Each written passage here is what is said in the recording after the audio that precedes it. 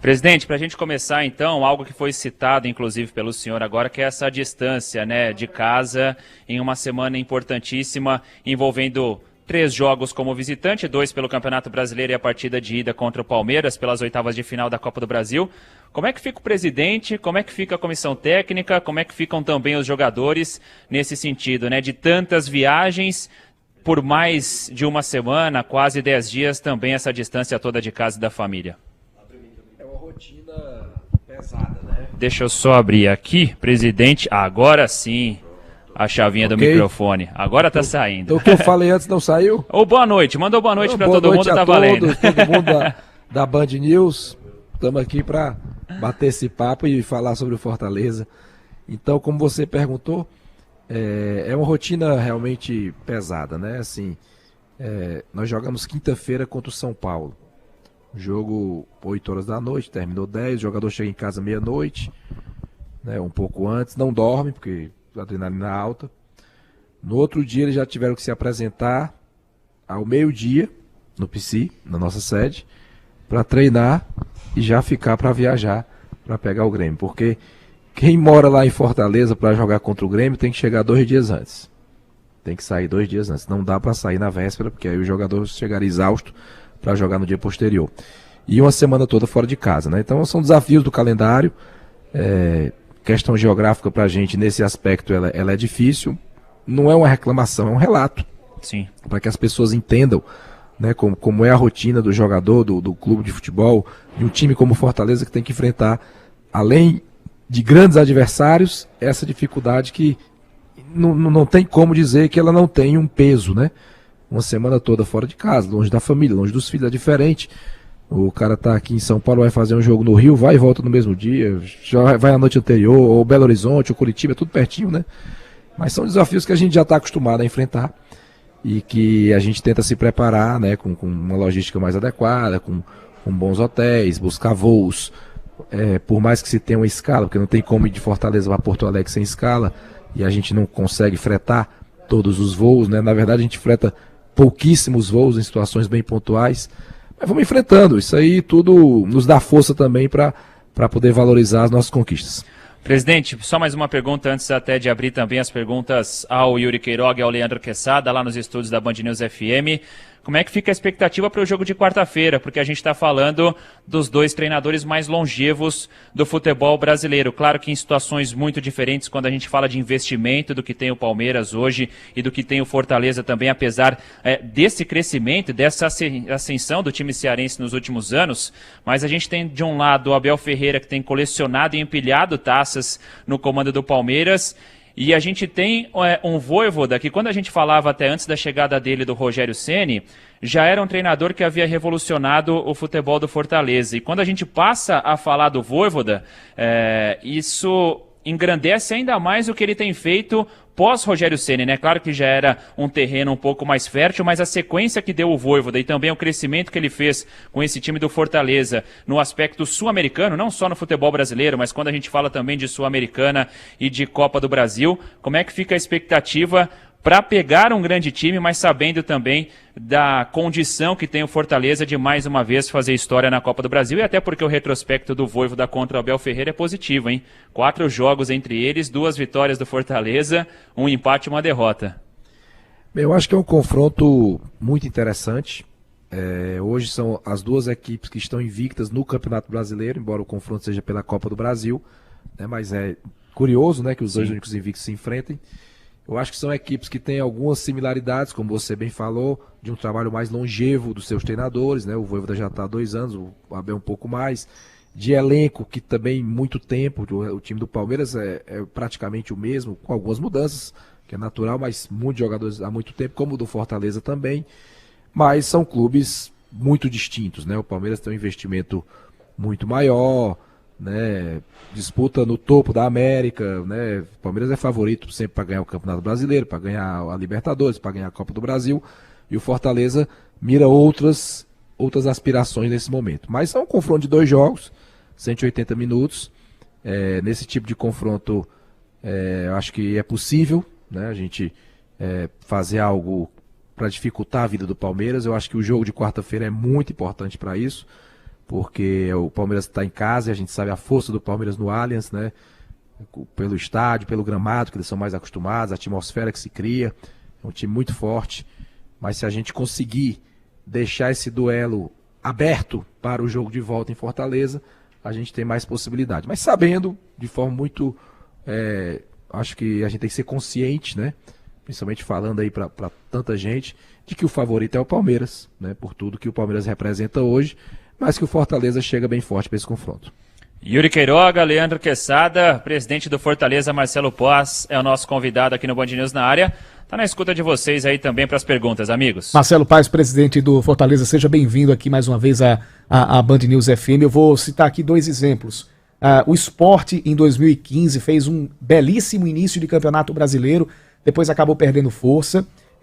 E o Santa Cruz, em 2016, foi outro que até liderou o campeonato nas rodadas iniciais, depois também perdeu muita força e acabou, inclusive, rebaixado. Fora que as questões internas de cada clube, mas a gente conhecendo a nossa, agora eu posso colocar aqui na primeira pessoa do plural, mas a nossa dificuldade com a logística em disputar um campeonato brasileiro, qual o peso de além da parte de estrutura, se investir na preparação física e naquilo que o clube tem internamente, na sua sede em Fortaleza, para que o Fortaleza se torne um clube mais habituado com a Série A e habituado a disputar da metade para cima da tabela?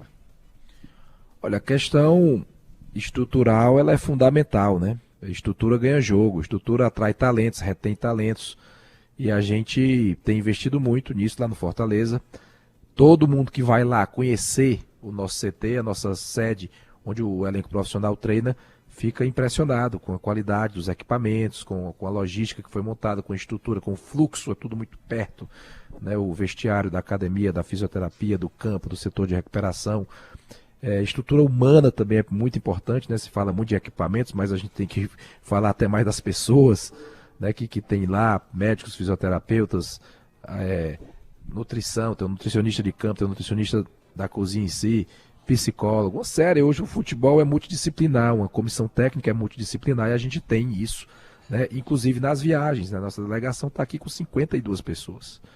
Né? Porque vem o nutricionista, porque vem o psicólogo, porque vem o fisiologista, porque vem o preparador físico, porque vem 2 fisioterapeutas. Vieram em 2 voos, não coube todo mundo em um voo só, né, presidente? Todo mundo no voo só, voo de carreira, né? A gente não tem um avião fretado, então foi voo de carreira, veio 40 num voo, 12 no outro voo. Então a gente investe nisso para ter um diferencial. E eu sei que vocês são muito bem informados, o Fortaleza é o time da Série A que mais faz gols nos últimos minutos. Então isso mostra que a gente chega com fôlego na reta final. E o Vojvoda tem rodado bem o elenco, né? Tem girado bem, tem dado oportunidade a todo mundo. Os jogadores têm dado resposta, né? E às vezes não importa se é um jogo de Sul-Americana, um jogo de Copa do Brasil, um jogo do Brasileiro.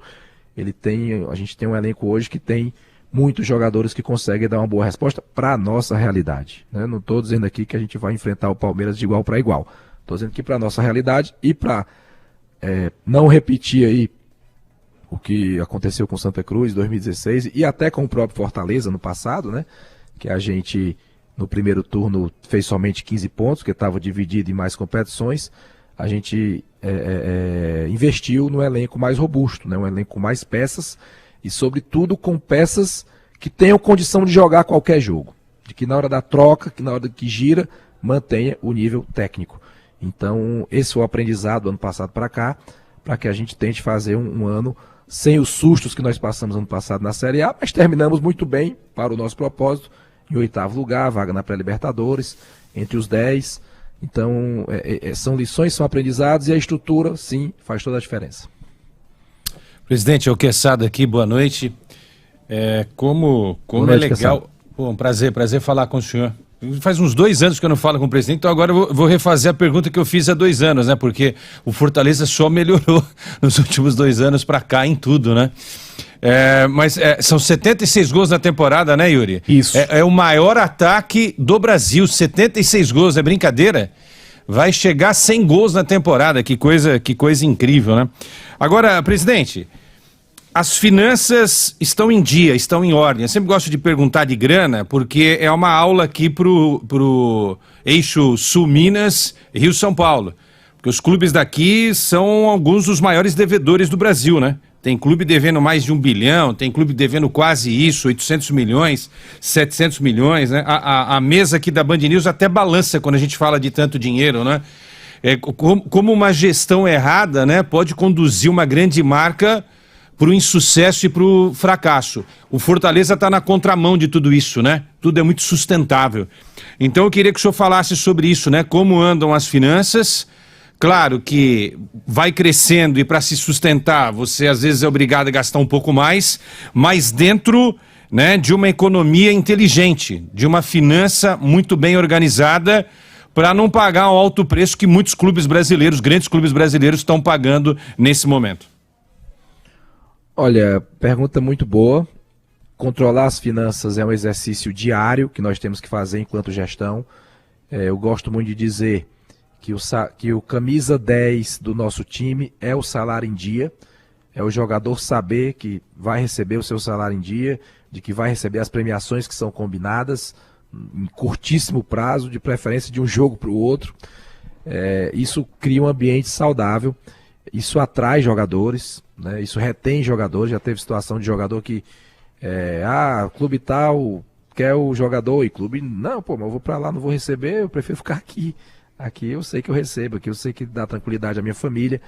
Então, o nosso balanço foi publicado recentemente, né? Tivemos um superávit ano passado de 32 milhões. Não quer dizer que sobrou 32 milhões na conta, né? O exercício fiscal, porque no dia depois do 31 de dezembro você já tem muita conta para pagar.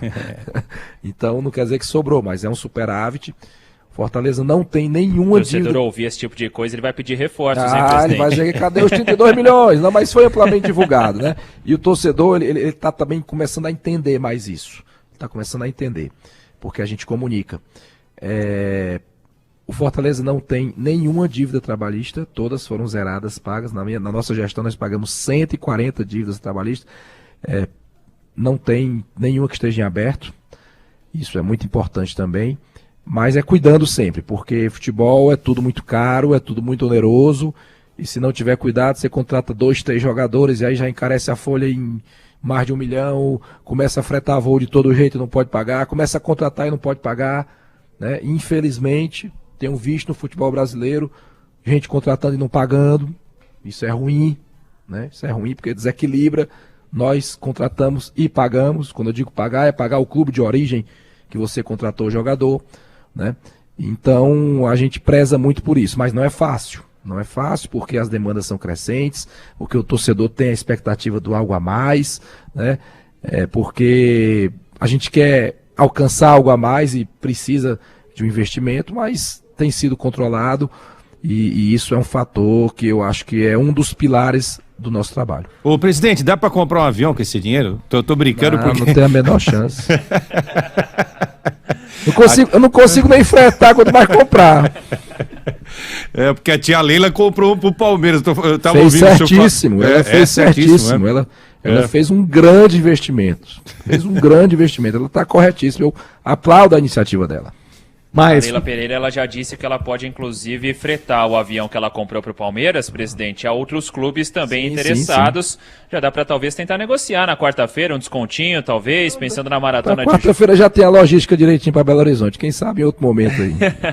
Mas, Marcelo, eu ia te perguntar, você falou, inclusive, sobre falhas que outras gestões têm, de, por exemplo, contratar indiscriminadamente, não medir os gastos, não medir as despesas, termina também sendo algo de educação financeira também. Eu te pergunto, entre esses gargalos, entre essas dificuldades, qual é a que é mais enfrentada ou a que outras gestões terminam cometendo mais ou incorrendo mais para que principalmente outros clubes do Nordeste não consigam atingir o nível de constância que o Fortaleza tem, para que outras equipes da região também tenham condições de competir no nível que o Fortaleza hoje pode competir? Eu acho que o principal que traz dificuldade a qualquer equipe, não só as do Nordeste, é justamente o desequilíbrio financeiro. É quando o gestor gasta o que não tem. É quando ele perde um clássico, aí a torcida vai em cima, ele contrata 2 jogadores. É quando ele perde o campeonato, aí contrata mais 5, aí demite mais 3. É quando troca de treinador 3 vezes por ano, tem que pagar multa rescisória. A conta chega, não tem jeito. A conta vai chegar, o cara trabalhou, vai querer receber, o direito trabalhista é certo. Então, é esse cuidado que o gestor tem que ter, né? Ele tem que administrar não só pensando na sua gestão, mas pensando no clube. E às vezes, historicamente, e não é só no Nordeste, meu mandato está acabando, eu tenho que ganhar um campeonato, vou aqui contratar 6, 7 jogadores e essa conta vai ficar, porque o jogador não vem de graça, o jogador é com contrato, geralmente que é um contrato mais longo, o empresário recebe uma comissão, ou não recebe, fica a dívida, né? Porque hoje parte da dívida dos clubes no Brasil também é com os empresários, que se faz o contrato de comissionamento e não paga, ou não paga o clube de origem quando compra, no caso de clubes compradores, né?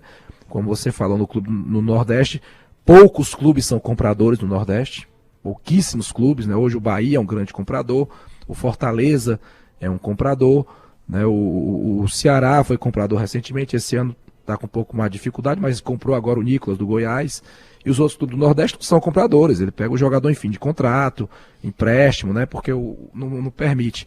Então é equilíbrio financeiro, não tem outra receita. E a receita do insucesso é esse nível de má gestão, de irresponsabilidade que onera os clubes e que faz com que o clube passe por situações difíceis, né, e não consiga crescer um pouco mais, não consiga se manter num nível mais alto. Eu sei que a pergunta está bem direcionada para o Nordeste, né? O futebol nordestino ele tem grandes marcas que mereceriam estar numa Série A, né? Hoje está só o Fortaleza e o Bahia, ou mesmo numa Série B, que a gente vê um Santa Cruz longe de uma Série D, o Náutico longe de uma Série D, o Bahia, o Vitória voltou agora, está fazendo uma boa campanha, então acho que o caminho é ter responsabilidade. Agora não é um caminho fácil, né? É um caminho de austeridade, é um caminho que leva tempo, resgatar a credibilidade, vai perder um campeonato, vai não conseguir uma classificação X, mas é o caminho mais sustentável, pode ter certeza que é o que o Fortaleza vem buscando trilhar. Presidente Marcelo Paz, do Fortaleza, é nosso convidado aqui do Band News na área desta segunda-feira. Presidente, infelizmente nessas últimas semanas tivemos uma onda de notícias negativas envolvendo o futebol brasileiro, essa operação penalidade máxima que vem se desenhando e investigando justamente esquemas de manipulação de resultados aqui no nosso futebol nacional. Eu queria te ouvir em relação a isso, nessa visão e uma cabeça muito aberta que a gente pode até já sentir quando o senhor fala sobre a gestão de futebol brasileiro, que o senhor pensa em relação a isso, a todos esses casos que vêm pipocando cada vez mais no cenário nacional, e qual já foi o tipo de conversa que vocês tiveram com os jogadores, porque muitas vezes esses aliciadores eles chegam não diretamente nos jogadores, mas em alguns intermediários, alguns laranjas, de uma certa forma eles vão se infiltrando. Qual foi o cuidado, a cautela que vocês tiveram de já conversar com os jogadores? O Fortaleza não teve nenhum nome citado até o momento. Não sei se internamente algum jogador já relatou para vocês que foi procurado por esses aliciadores. O senhor pode até confirmar se houve ou não algum caso, mas também qual que é o cuidado que vocês têm tratado esse assunto internamente com os atletas? Olha, é um assunto que a gente não pode fugir de falar, né? Porque é o assunto do momento no futebol brasileiro e ultrapassa até a esfera do futebol brasileiro. Já virou caso de polícia, já virou caso de Ministério da Justiça, né? Como o ministro Flávio Dino se pronunciou, autorizou a Polícia Federal a investigar. Acho isso ótimo, porque por mais que o Ministério Público de Goiás seja muito bom e tem se mostrado ser, mas o aparelho da Polícia Federal é muito maior, né? Muito mais amplo. E até as pessoas temem mais, né? Polícia Federal é algo que chega no nível mais alto. E parabenizo o Ministério Público de Goiás pelo trabalho importantíssimo que fez até aqui. A gente vê com muita tristeza, como quem ama futebol, porque futebol é a essência, é a competição justa, limpa, né? Eu sou um cara que joguei futebol, não joguei profissionalmente, mas joguei em diversas esferas E adoro futebol, sou apaixonado por futebol, e o melhor é você duelar contra alguém e tentar ganhar o jogo, e ganhar o jogo porque foi melhor, porque foi mais competente, porque foi mais estrategista. E quando aparece esse tipo de situação, é terrível, né? Por questões individuais, por ganância, por índole, alguns por ingenuidade. Infelizmente, a gente consegue ver que tem um ou outro que foi por ingenuidade. Eu não achava que um cartão amarelo desse problema, eu não achava que um escanteio desse problema. Mas o que eu quero, que eu torço, é que até a gente estava falando aqui em off, né, antes do ar, você citou que provavelmente é a ponta do iceberg, e eu quero que apareça o iceberg inteiro, que mostre tudo.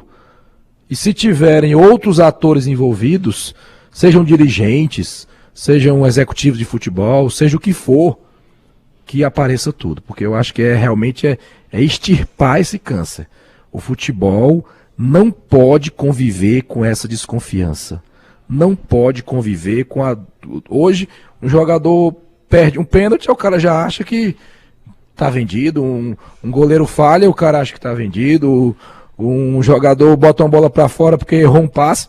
Nós não pode conviver com isso. Isso vai contra o espetáculo como um todo. E eu fico feliz também quando vejo alguns atletas de alto nível, como o Everton Ribeiro, se posicionando de forma muito contundente, né? Me fugiu, acho que o Dudu do Palmeiras também falou, né? Que são atletas de alto nível, que as pessoas escutam, estão em grandes equipes.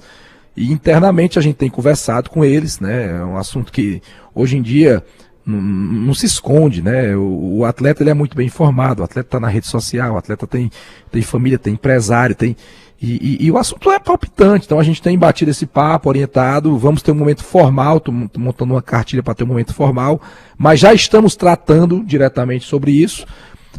Graças a Deus até agora não apareceu ninguém do Fortaleza, espero que não apareça, né? Mas algum jogador disse sobre algum contato dos aliciadores internamente para vocês? Alguma revelação, presidente? Ou até agora todo mundo... É delicado eu falar disso, porque na hora que eu falar eu estou expondo uma situação que teve um jogador que rapaz, já me procuraram, né, ano passado. Mas aí eu também eu sou muito sincero, eu não gosto de deixar as coisas no ar, né? Mas aí nesse caso eu tenho que preservar, porque claro, hoje qualquer nome que apareça, as pessoas já condenam, né? Eu vou dar um exemplo aqui de um jogador que é nosso, que está emprestado ao Sport, o Matheus Vargas, que é daqui de São Paulo, né? E que porque foi citado numa conversa que o cara pretensamente falaria com o irmão dele para falar com ele, aí já teve site, blog, Instagram, que foi lá e o Matheus Vargas é citado. Isso é muito ruim, né? Porque ele não fez nada, o Matheus Vargas, até onde eu sei, né? Pelo que foi mostrado. E eu convivi com ele, é um garoto de uma índole ótima. Então, nesse momento, qualquer nome que se diga, o cara já fica suspeito. Então eu tenho que resguardar quanto a isso. Mas melhor do que ninguém, o Ministério Público, a Polícia Federal vai identificar, seja quem for, né? Seja quem for, porque eu acho que estão fazendo um belo trabalho, né? Chegaram nas fontes e estão conseguindo os prints, os áudios, tudo. Então, doa quem doer, né? Que apareça essas pessoas que estão fazendo mal ao futebol e que sejam punidos de forma exemplar. Presidente do Fortaleza, Marcelo Paz, o nosso convidado aqui do Band News na área. Já inclusive estouramos o horário que a gente havia previamente acordado por aqui. Yuri Queiroga e Leandro Quesada. Presidente Marcelo Paz, então, gentilmente nos atendendo em um hotel aqui na Zona Sul. Então, repetindo, né? A delegação do Fortaleza fica por aqui até o fim da semana. Na quarta-feira pega o Palmeiras no Allianz Parque às 7 horas da noite. Amanhã, no período da tarde, tem o treinamento no CT da Barra Funda, a casa do São Paulo. Presidente, muito obrigado pela participação, boa sorte na quarta-feira e que seja um grandíssimo jogo entre duas grandes equipes do futebol brasileiro. Eu que agradeço a oportunidade de falar para vocês, de falar para essa audiência enorme de vocês, um momento bacana, assim, o nível de pergunta de vocês, né, muito interessante. E que traga sorte, né? Que a gente precisa de uma boa sorte aí para enfrentar esse gigante que é o Palmeiras. Tomara que o programa aqui seja pé quente pra gente. Eu vou pedir um palpite, né? Não posso deixar passar, presidente. 1-1 tá ótimo. Presidente, muito obrigado, viu? Boa noite, bom descanso. Um abraço, boa noite.